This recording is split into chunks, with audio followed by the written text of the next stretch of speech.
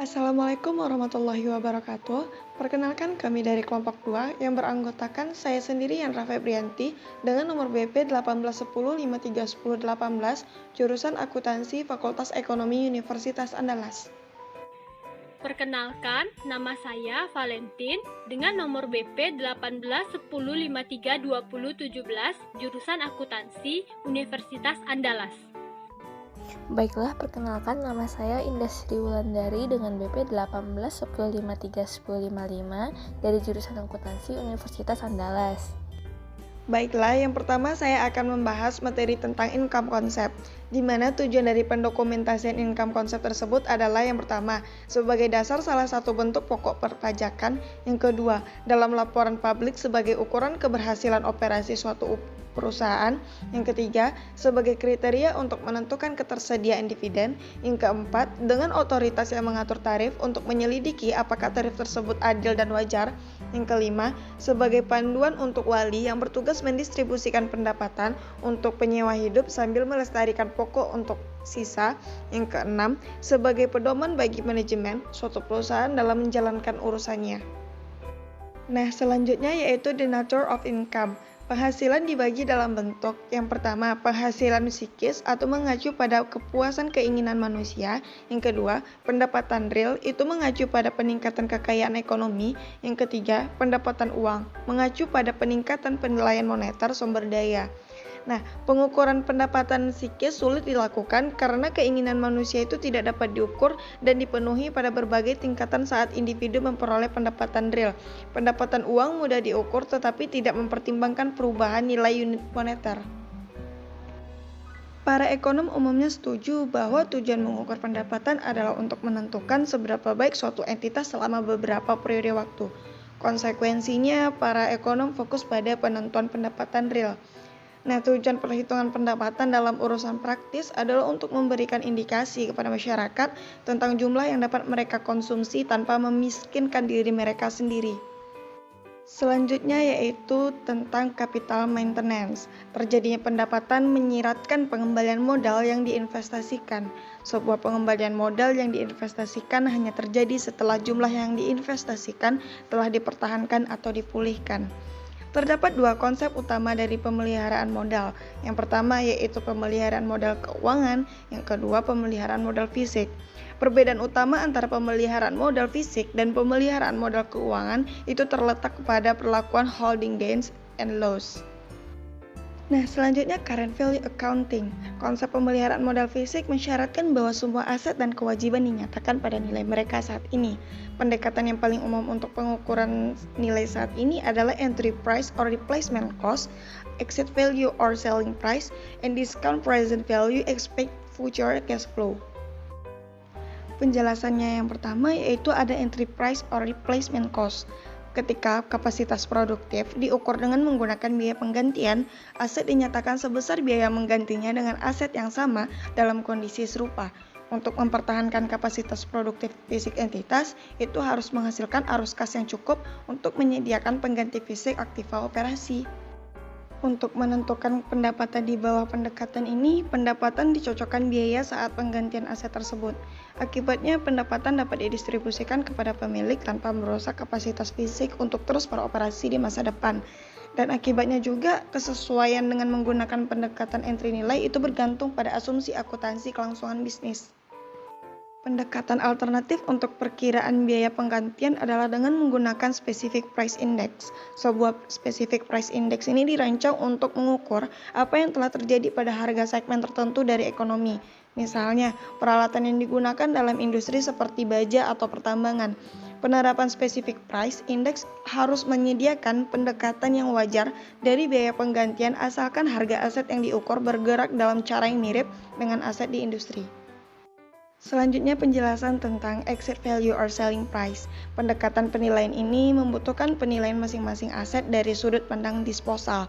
Setiap aset seperti persediaan, pabrik, peralatan, dan sebagainya akan dinilai berdasarkan harga jual akan terwujud jika perusahaan memilih untuk membuangnya.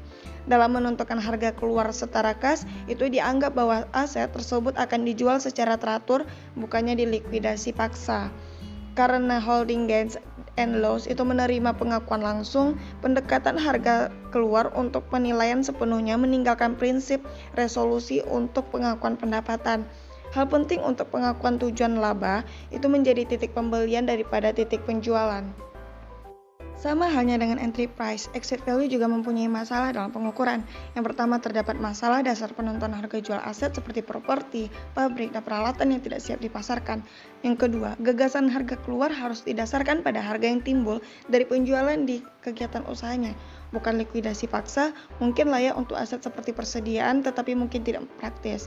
Jika tidak mustahil untuk bangunan fisik karena itu tidak akan dibuang dalam kegiatan usahanya. Yang ketiga, exit value atau harga jual tidak konsisten dengan konsep pemeliharaan modal fisik. Harga jual menghasilkan arus kas masuk yang harus menutupi diharapkan biaya penggantian penggunaan operating aset sebelum pengendalian modal dapat didistribusikan kepada pemilik. Exit value adalah jenis biaya peluang, mengukur pengorbanan memegang aset daripada yang diharapkan biaya pergantian tersebut. Selain itu, pemeliharaan modal fisik didasarkan pada konsep kontinuitas, tidak likuidasi. Selanjutnya itu penjelasan tentang discount present value. Menurut konsep ini, nilai sekarang dari arus kas masa depan yang diharapkan akan diterima dari aset atau dicairkan untuk kewajiban adalah nilai yang relevan dari aset atau kewajiban yang harus diungkapkan dalam neraca. Terdapatnya 3 masalah pengukuran utama yang terkait dengan konsep discount cash flow. Yang pertama, konsep tergantung pada perkiraan arus kas masa depan oleh periode waktu. Akibatnya, baik jumlah arus kas yang akan dihasilkan di masa depan dan waktu dari arus kas harus ditentukan. Yang kedua, pemilihan tingkat diskonto yang tepat. Karena dolar yang diterima di masa depan tidak berharga karena dolar yang akan diterima di hari ini. Arus kas ke masa depan yang diharapkan harus didiskontokan untuk hadir. Secara teoritis, tingkat diskonto harus internal rate of return on asset. Namun, tingkat ini hanya dapat didekati karena pengetahuan tingkat yang tepat pengembalian akan memerlukan pengetahuan yang tepat dari jumlah dan waktu arus kas ke masa depan yang diharapkan ketika aset tersebut dibeli. Yang ketiga, yaitu aset sebuah perusahaan saling terkait. Pendapatan yang dihasilkan dengan menggunakan gabungan sumber daya perusahaan. Oleh karena itu, bahkan jika arus kas ke masa depan perusahaan dan tingkat diskonto yang tepat dapat ditentukan secara tepat, itu akan tidak praktis untuk menentukan dengan tepat beberapa orang masing-masing aset berkontribusi arus kas. Akibatnya, discount present value aset perusahaan individu tidak dapat ditentukan dari dijumlahkan untuk menentukan nilai sekarang dari perusahaan. Saya Natasha Putri dengan BP 1810531001 akan menjelaskan mengenai income recognition. Dalam upaya untuk mengatasi masalah pengukuran yang berhubungan dengan konsep pendapatan secara ekonomi, akuntan menggunakan pendekatan transaksi untuk mengukur aset, kewajiban, pendapatan, dan beban. Pendekatan ini bergantung pada anggapan bahwa elemen laporan keuangan harus dilaporkan pada saat ada bukti transaksi dengan pihak luar. Akuntansi dengan pendekatan transaksi pada umumnya meminta agar pendapatan yang dilaporkan adalah hasil dari transaksi dengan entitas eksternal yang melaporkan pendapatan tersebut dan menimbulkan prinsip realisasi. Prinsip realisasi menyatakan bahwa pendapatan seharusnya diakui ketika proses pendapatan selesai dan transaksi pertukaran telah terjadi.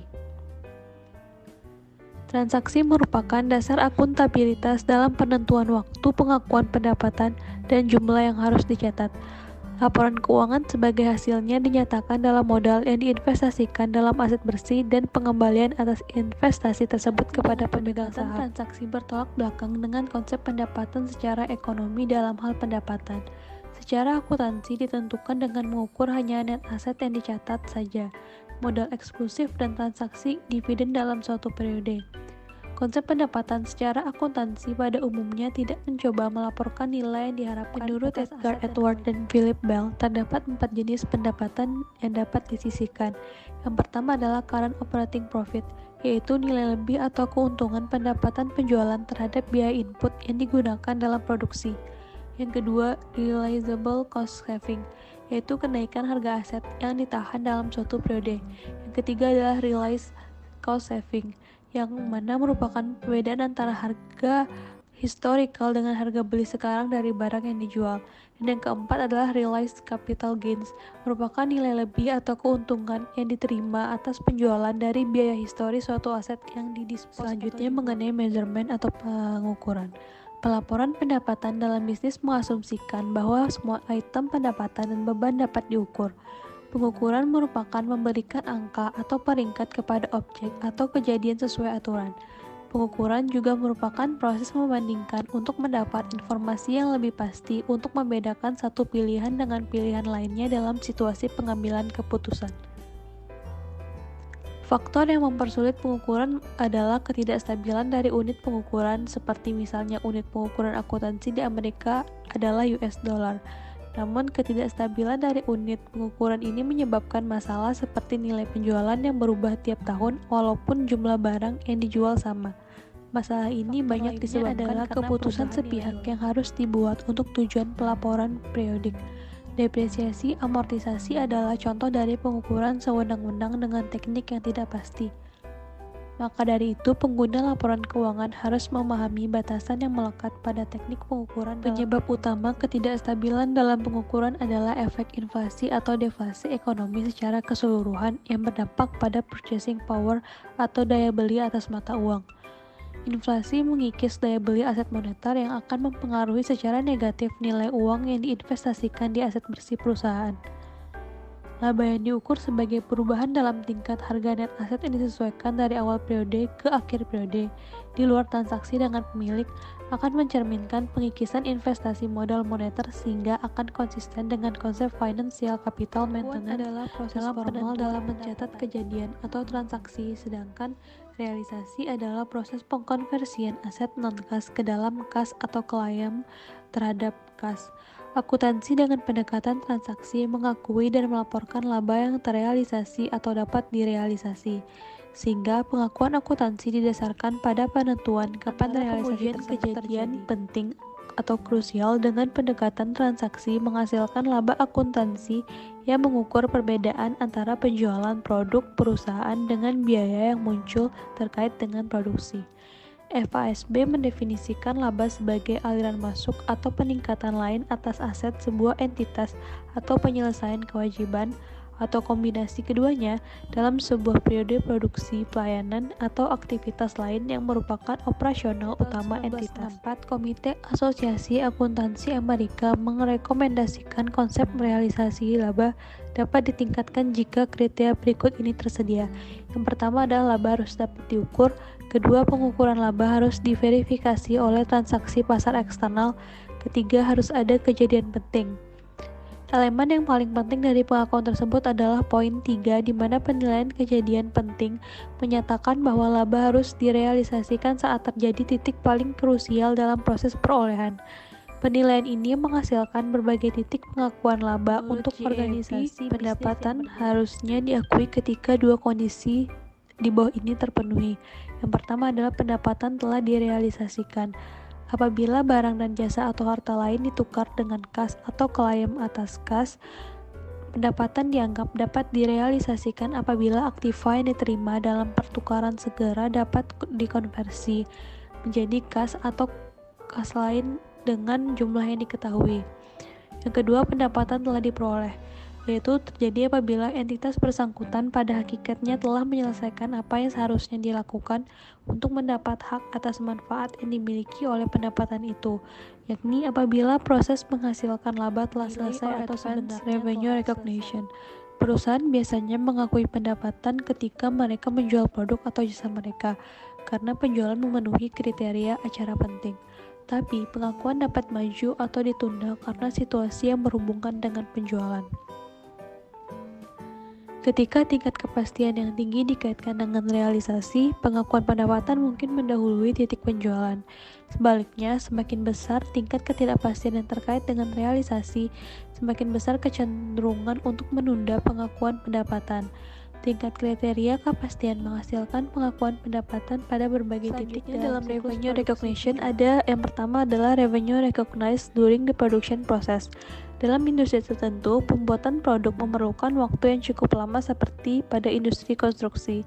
Dalam hal ini, pengakuan pendapatan dapat diakui secara bertahap sejalan dengan kemajuan proses produksi atau yang disebut metode persentase penyelesaian atau sekaligus ketika proyek selesai dan diserahkan.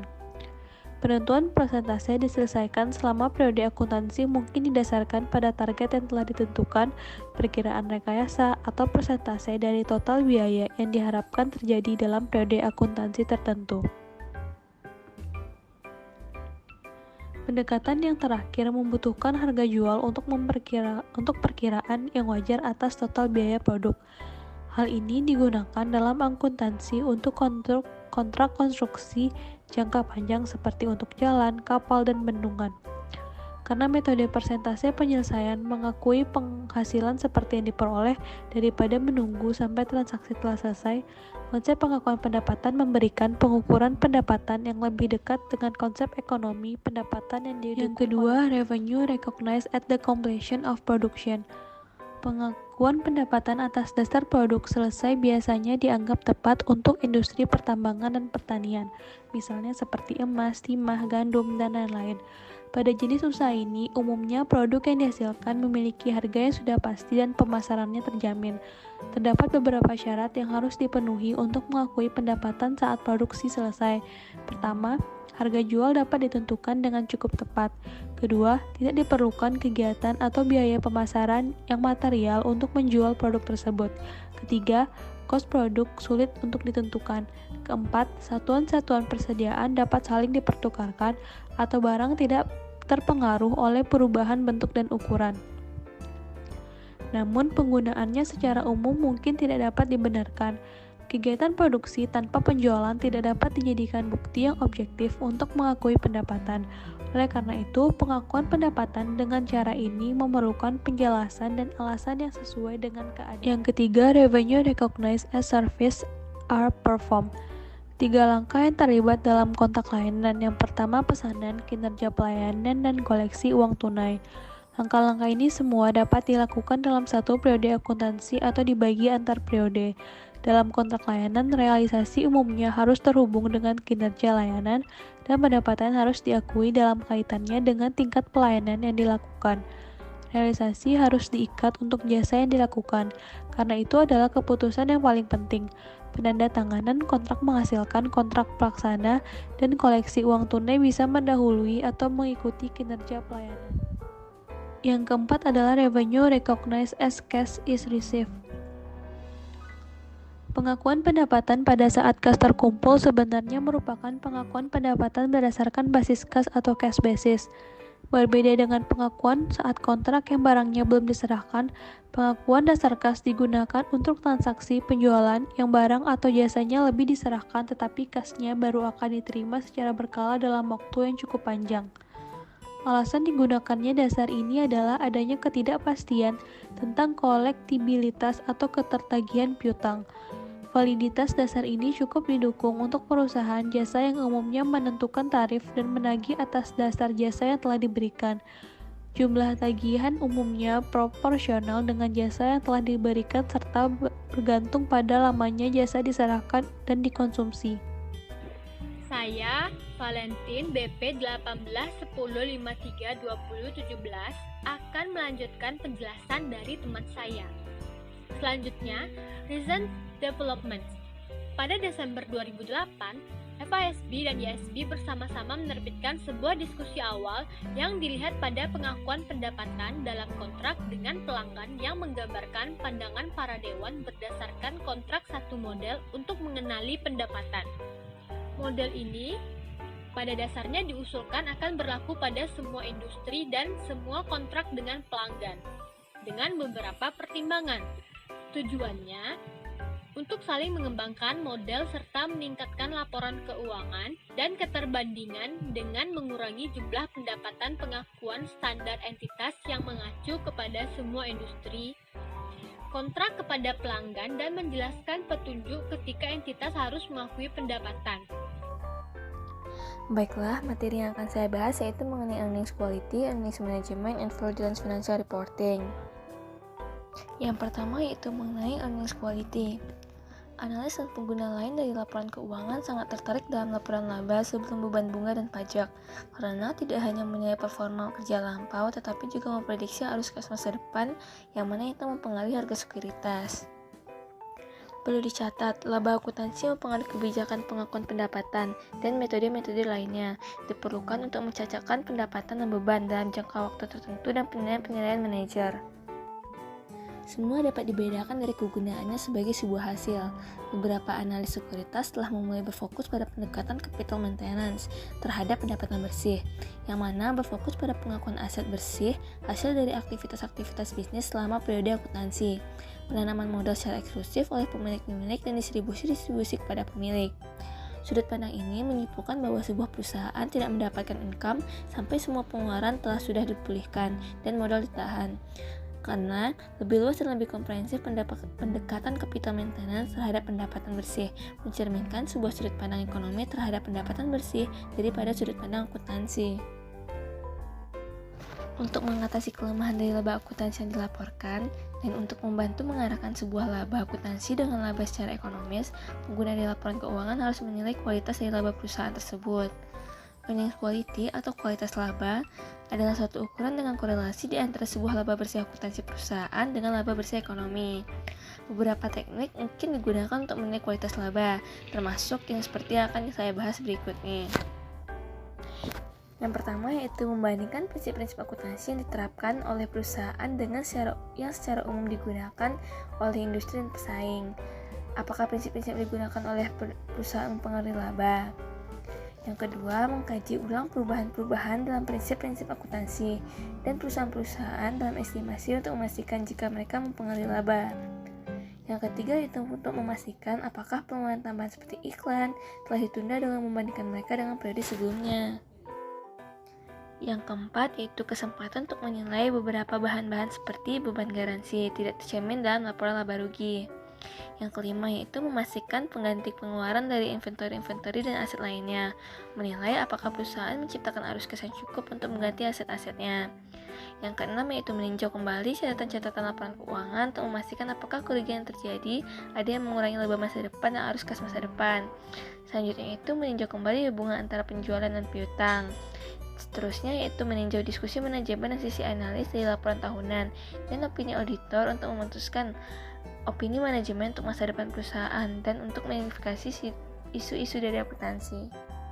Suatu studi berdasarkan kegunaan dari teknik-teknik ini menemukan bahwa laba disesuaikan untuk keuntungan dan rugi yang tidak berkelanjutan memberikan sebuah penjelasan akan perubahan dalam harga saham daripada yang dilakukan laporan laba rugi.